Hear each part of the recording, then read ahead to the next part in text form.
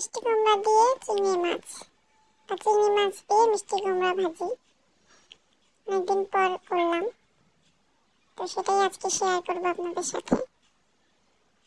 আসসালামু আলাইকুম সবাইকে, কেমন আছেন সবাই? আমরা ভালো আছি। তো এখন হচ্ছে আমি একটা ভাজি রেসিপি নিয়ে আসছি, আমি সেটাই শেয়ার করবো। আমি সব কেটে নিয়েছি,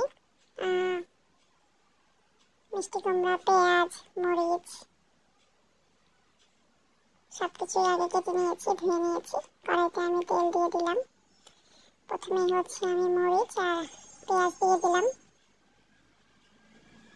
চিংড়ি মাছটা আমার আগেই ভেজে রাখা, ভেজে বেছে ফ্রিজে রেখে দিয়েছিলাম, সেটা ইউজ করবো।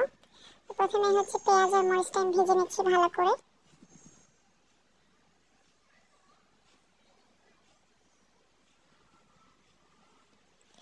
এরকম একটু লাল লাল যখন হয়ে আসবে তখন আমি এতে মিষ্টি কুমড়াগুলো দিয়ে দেবো। দেখতে পাচ্ছেন এইভাবে কেটেছি, বেশি মোটাও না আর বেশি চিকনও না।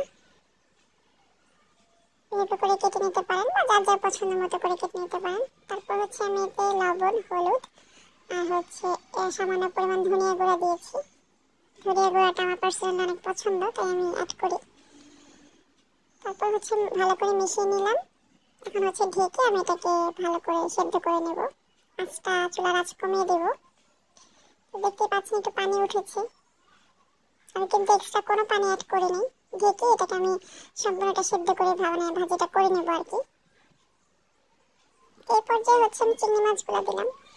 এই সাইজের চিংড়ি মাছ হচ্ছে সচরাচর তেমন একটা দেখি না, পাওয়া যাচ্ছে না এখন। তো আমি একবারে কিনে রেখেছিলাম, এখন অল্প আছে কিছু, ওটাই খাচ্ছি।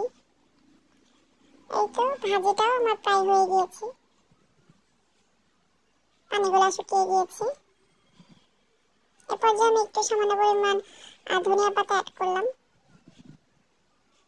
সাধারণত ভাজিতে আমি ধনিয়া পাতা খাই না, তারপর আজকে একটু দিতে ইচ্ছা করলো তাই দিলাম।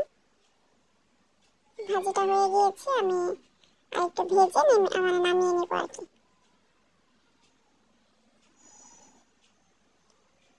এই তো আমার ভাজি কমপ্লিট, আমি নামিয়ে নিয়েছি বাটিতে, দেখতে পাচ্ছেন।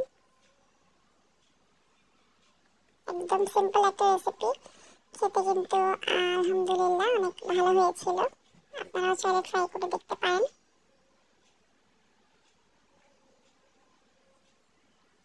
আল্লাহ হাফেজ।